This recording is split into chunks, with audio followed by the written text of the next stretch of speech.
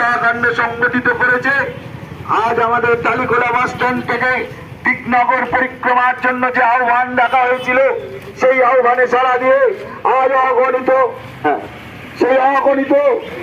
মায়েরা, অগণিত বোনেরা, অগণিত ভাইয়েরা এই মিছিলে অংশগ্রহণ করেছেন। যারা এখনো অংশগ্রহণ করেননি, প্রত্যেকের কাছে আমাদের আবেদন, আপনারাও এই প্রতিবাদ, এই মৌন মিছিলে অংশগ্রহণ করার মধ্য দিয়ে ওই নৃশংস অত্যাচারীদের বিরুদ্ধে গর্জে উঠুন। যেন এই প্রতিবাদ মিছিলের মধ্য দিয়েই আমরা বলতে চাই, আর নয় অত্যাচার, শাস্তি চাই ওই নৃশংস অত্যাচারীদের। 9 আগস্ট যে ভয়ঙ্কর এক ঘটনা ঘটে গেছে, তারই বিরুদ্ধে যে লড়াই শুরু হয়েছে, সেই লড়াই আমাদের এখানেও দেখতে পাচ্ছ। সেই লড়াইয়ে সামিল হয়েছে কত মানুষ, কত মেয়ে, কত বউ, কত ছেলেরা, সবাই সামিল হয়েছেন। তো আমাদের এখানেও এক প্রতিবাদের মিছিল বেরিয়েছে আমাদের দিকনগর গ্রাম পঞ্চায়েত। তো এখানেই আমাদের টালিখোলা থেকে বাজার অবধি এক মিছিলের আয়োজন করা হয়েছিল প্রতিবাদ জানানোর জন্যে। তো সেই মিছিলেই বহু মানুষ সামিল হয়েছেন, সবাই প্রতিবাদ জানাচ্ছেন, সবাই শাস্তি চায় দোষীদের। সেই জন্যেই তো ভাবলাম তোমাদের সঙ্গেও এটা একটু শেয়ার করি, তো সেই জন্যই ভিডিওটা তোলা। তো সবাই গর্জে উঠেছেন, সবাই প্রতিবাদ জানাচ্ছেন। তো আমরা জানি না আদতেও দোষীরা শাস্তি পাবে কি না, কিছু হবে কি না, কিছুই জানি না। কিন্তু যে যাওয়ার সে তো চলেই গেল। যে পরিবার তাদের সন্তানকে হারালেন, তারা তো হারিয়েই ফেললেন। যে মা বাবা তার সন্তানকে হারালেন, তারা তো হারিয়েই ফেললেন। আর আমরা হারালাম ভগবান তুল্য একজন ডাক্তারকে। আমরা তো ভগবানকে চোখে দেখতে পাই না, তো আমাদের কাছে ভগবান মানেই ডাক্তারকে তো চোখে দেখতে পাই। তো সেই একজন ভগবান তুল্য ডাক্তারকে আমরা হারিয়ে ফেলেছি। এখন তারই মৃত্যুতে সবাই গর্জে উঠেছে, প্রতিবাদ জানাচ্ছে সবাই এর বিচার চায়, যাতে দোষীরা শাস্তি পায়, চরমতম শাস্তি যাতে তাদের হয়। সেই জন্যেই সবাই বেরিয়েছে, দেখতেই পাচ্ছ তোমরা। তো সেই ভিডিওটাই একটু তোমাদের সঙ্গে শেয়ার করলাম। পারলে তোমরা ভিডিওটি বেশি বেশি করে শেয়ার করো, ভিডিওতে লাইক করো, চ্যানেলটি সাবস্ক্রাইব করো। চলো তাহলে আমরা সঙ্গে থাকো আর ভিডিওটি দেখতে থাকো।